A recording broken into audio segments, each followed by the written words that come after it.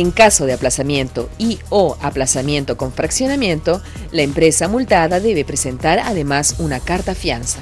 A propósito de planillas electrónicas, nos consultan sobre la fecha de inicio y fin que se debe registrar para trabajadores con un contrato a plazo fijo. La fecha de inicio, amigos, que se debe registrar es la que figura en el contrato laboral. La fecha de fin no se puede registrar aún, hasta que cese efectiva y definitivamente la relación laboral.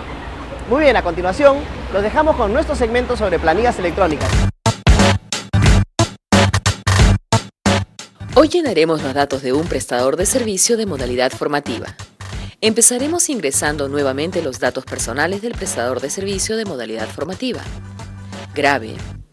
Y en la pestaña Dirección ingresará manualmente la dirección de su nuevo prestador de servicio de modalidad formativa. Haga clic en Grabar.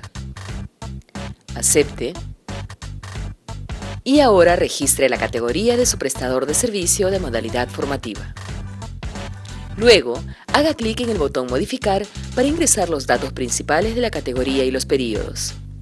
Ingrese los datos principales de la categoría: tipo de trabajador, nivel educativo, ocupación. Ingrese a la pestaña de períodos. Haga clic en el botón Nuevo. Ingrese el tipo de la modalidad formativa y la fecha de inicio.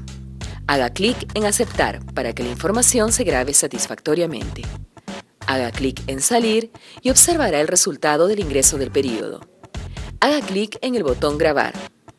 En la ventana de datos principales también grabe para que la información del trabajador se registre satisfactoriamente. En la ventana de categorías, grabe y acepte. Al salir, observará el resultado de su prestador de servicio de modalidad formativa. Luego, valide la información de todos los trabajadores ingresados. Confirme la validación y con esto finalizaremos el registro de los trabajadores. El próximo domingo aprenderemos el ingreso de las horas y las remuneraciones de los trabajadores. No se lo pierdan. A propósito de la remuneración mínima vital, ¿sabía usted que en el Consejo Nacional del Trabajo se debate este tema? De alguna manera se presenta la perspectiva del trabajador, sus condiciones, requisitos, necesidades, pero también la del empleador, porque el propósito al final es lograr un consenso en este tema y fijar una remuneración mínima vital básica. Por eso, Trabajando tus Derechos ha preparado para ustedes el día de hoy un debate en el que veremos la perspectiva del trabajador y la del empleador, con nuestra amiga Cintia de moderadora. Adelante.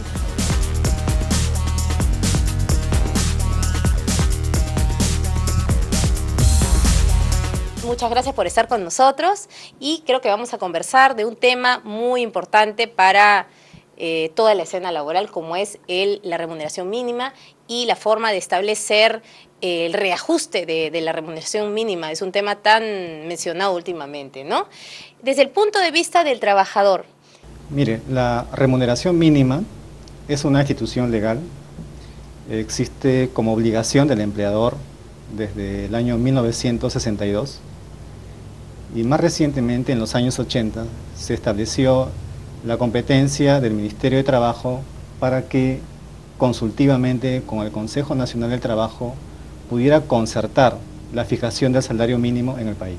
Hemos dictaminado un estudio en el cual hemos establecido la fórmula de reajuste anual de este salario sobre la base de la tasa de productividad multifactorial sumado a la tasa de inflación subyacente. ¿Qué opinan los empresarios, los empleadores sobre lo que menciona la parte trabajadora? Sí, hay dos elementos creo que deberíamos mencionar. El primero, justamente cuando hemos determinado esta fórmula que nos va a permitir justamente predecir con objetividad el salario mínimo en adelante, cosa que no ocurría anteriormente, incorporamos un concepto que para nosotros es importante, el de la productividad, ¿no? La productividad en un sentido práctico es la capacidad que se tiene para producir más con la misma cantidad de recursos. Así es. Entonces, eso es sumamente importante, pues es un elemento sustancial para consolidar cualquier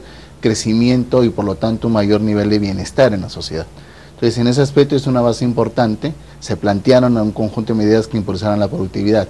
Lo que también es cierto es que producto de las diferentes crisis y fundamentalmente por el proceso hiperinflacionario y el ajuste estructural de los años 90 que se dio en la economía, ha habido un rezago en toda la economía en su conjunto, ¿no? Así o sea, es. la actividad productiva también ha ido recuperándose paulatinamente, pero lo ha hecho un poco más rápidamente que la recuperación del salario. Hay una brecha respecto a lo que es la capacidad adquisitiva que se tenía décadas atrás, y hay que discutir la forma como recuperar ese espacio, ¿no? O sea, nosotros no creemos que pueda ser forzando la aplicación de la fórmula, sino que hay que buscar algunos mecanismos alternos que permitan justamente mejorar este salario paulatinamente, pero también en un mediano plazo, no esperar mucho tiempo, ¿no? ¿Cuál sería en todo caso la propuesta de la parte empleadora para precisamente acortar esa brecha? Una propuesta que hemos hecho nosotros de la empleadora es generar un espacio de acuerdos salariales, ¿no?, que permitan justamente aumentar por encima del nivel de la fórmula que pudieran dar, cumpliendo determinados compromisos vinculados todos ellos a la productividad.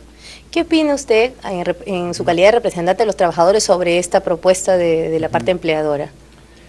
La canasta básica de alguna manera nos permite tener una idea de las necesidades en términos de gasto en salud, educación y alimentación y transporte, ¿no?, de una familia que cuenta con un ingreso mínimo para poder solventarlo. Entonces, hemos planteado de que la remuneración mínima debería aproximarse al valor de esta canasta, que se reajusta anualmente, en lo posible, en el plazo de 4 años, a equipararla a través de reajustes adicionales y anuales al que otorga la fórmula. Entonces, ese es el tema en el cual justamente estamos en plena discusión en el Consejo Nacional para ver el mecanismo más adecuado. Usted habla de 4 años. Sí. ¿Y usted qué opina respecto sobre los 4 años? Que sostienen ellos que sería el plazo para nivelar, digamos, Si es que nosotros aplicamos el concepto que habíamos aplicado originalmente y de la canasta de consumo, sí se cubriría, inclusive podría haber un crecimiento por encima. La discusión y lo que estamos justamente dialogando es cómo hacemos para compensar esta pérdida de salario real que ha habido en las últimas 2 décadas, que si bien desde los últimos 5 años sí está dando un crecimiento casi permanente del salario y una recuperación salarial, pero esta recuperación todavía no ha sido tan acelerada como todos quisiéramos ver. ¿Y qué opina usted al respecto? Bueno, es importante que todos los sectores nos pongamos de acuerdo de que existe una brecha. Hace partir que existe un problema. Acá ya hay un acuerdo. Así es. Ya hay un acuerdo, es, porque la parte empresarial está sosteniendo reconociendo que existe la brecha.